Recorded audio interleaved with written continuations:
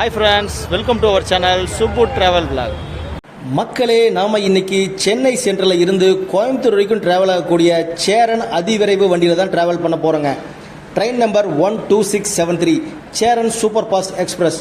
130 speed போகக்கூடிய ஒரே train, சூப்பரான ட்ரெயின் இந்த சேரன் எக்ஸ்பிரஸ் தாங்க.